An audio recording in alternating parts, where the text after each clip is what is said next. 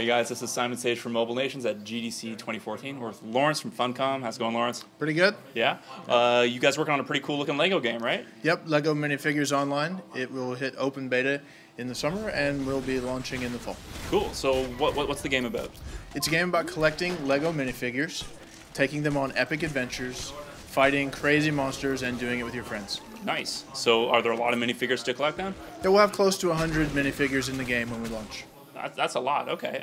So what kind of figures are we looking at here? Oh, we've got anything from a crazy grandma with like a cat lady to robot mechs to heroic knights and a cyclops who shoots laser beams from his eyes. Wow, that sounds amazing. Okay. So do these guys all play the same? Do they just look different? Like how do they play? The Lego minifigures are all about the individual personalities of each figure. So we've given them all unique animations, unique sounds, and most importantly, they all have unique abilities so that they play differently. Okay, so can you give us some examples then, in terms of abilities? Yeah, sure. So the heroic knight, he can throw up a shield that will allow him to reflect damage back upon his enemies. Whereas the ice skater, she starts spinning, and as she spins, she creates ice on the ground, which will trip up enemies and do damage to them. The waiter, he carries his trays very proper, but every now and then he gets offended, so he starts slapping people. He throws his tray in the air, slaps, catches the tray, doesn't spill a drop. Of course. And then he's also got his bottle of juice, very important. It's juice, not wine. This is for children. And he can spray the juice all over the place. Wow. And it gets in the eyes of the enemies and does bad things to them. Cool. So what kind of enemies are we looking at here? We got a lot of different settings? We have different themed worlds. So we have the pirate world, and we have the medieval world. We have space. So in pirate, you're fighting kind of ghost pirates. But you also got some tigers and some funny little monkeys that will attack you.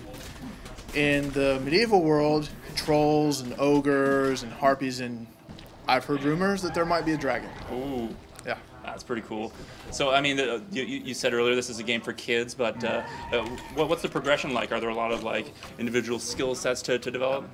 So when you play the game, you have an account level, and that advances as you play through the worlds. And then each minifigure can be upgraded 10 times. And through upgrading the minifigures, they get more powerful. You have some choices to make. You can steer them more towards being more aggressive or offensive or defensive, or being more creative, which will allow them to build things. They build different things, build faster, and building will play a key part in defeating a lot of the bosses. Oh, really? So it's always a good idea to have a creative minifigure in your team. So what kind of stuff are you building in game then?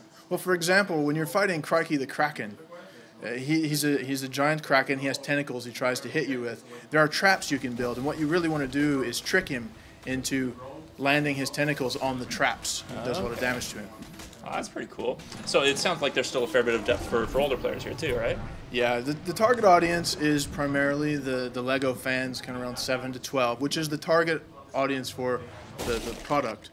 But it's very important to us that we provide that depth that the older gamers would like, and also for the parents, because we really want this to be a game that parents enjoy playing with their kids. Sure. So can you talk to us a little bit about how much this is going to cost, when it's coming out, that sort of stuff? Yeah, the game will be free to play, and it will go into an open beta on the PC in early summer, and then it will launch in the fall. Okay. What about mobile, Android, iOS? Yep, so we are planning to support both Android and iOS, and that will launch more towards the fall. And that will be full crossplay. So whether you're playing on an Android device, an iOS device, or on a PC, you all connect to the same servers, and all of those players will play together. Which means that you could, for me, I commute on a train every day. I could play on my iOS device on my way into work, and then when I get home, log in from my computer and continue my adventure there. Nice, nice. So that's Lego Minifigures Online. It's coming soon. We're looking forward to it. Thanks a lot, Lawrence. Yep, thank you. And we got lots more from GDC 2014. Stick around.